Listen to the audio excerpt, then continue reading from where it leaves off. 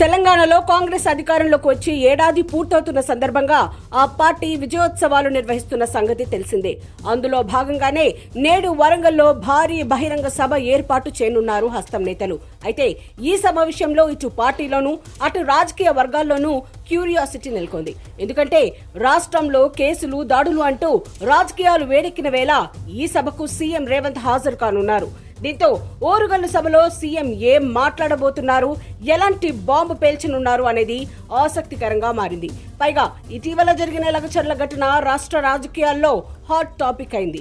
CM Revanth సొంత నియోజకవర్గంలో జరిగిన ఈ ఘటనపై రేవంత్ వైఖరి ఎలా ఉండబోతోందనేది కూడా చర్చనీయాంశమే.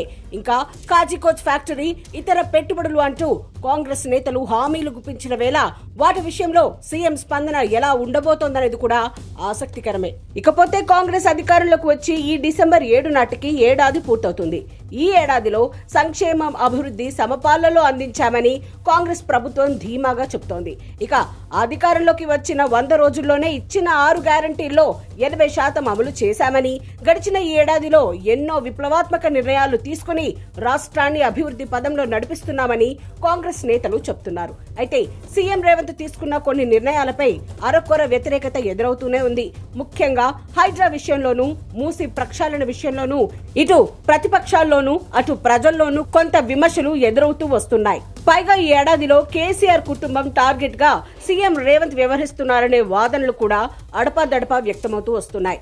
ఔటర్ రింగ్ రోడ్, ఈ కార్ రేసింగ్, ఇలా కొన్ని స్కామ్లను బయటపెట్టి వాటిలో కేటీఆర్ ను ఇరికించే ప్రయత్నం జరుగుతోందనే చర్చ కూడా జోరుగా సాగుతోంది. ఇటీవల జరిగిన లగచర్ల ఘటనలో కేటీఆర్ హస్తం ఉందని రిమాండ్ రిపోర్టులో ఆయన పేరు బయటపడడం, ఆ తర్వాత కేటీఆర్ జైలుకు వెళ్తారని వార్తలు మరింత పెరగడంతో ఒక్కసారిగా పొలిటికల్ హీట్ పెరిగింది.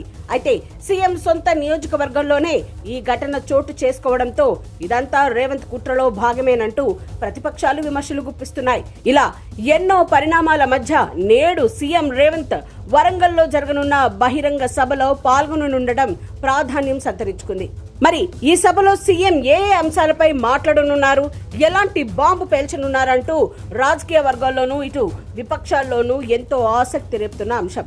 ఆ మధ్య నిర్వహించిన మూసీ పాదయాత్రలో జనవరిలో అసలు సినిమా స్టార్ట్ అవుతోందని చెప్పిన సీఎం రేవంత్ ఈ సభలో దానిపై క్లారిటీ ఇస్తారా అనేది కూడా చూడాలి. మొత్తానికి నేడు జరిగే ఓరుగల్లు సభ రాజకీయ వర్గాల్లో హాట్ డిబేట్లకు కారణమవుతోంది. మరి ఈ సభతో ఎలాంటి రాజకీయ పరిణామాలు చోటు చేసుకుంటాయో చూడాలి.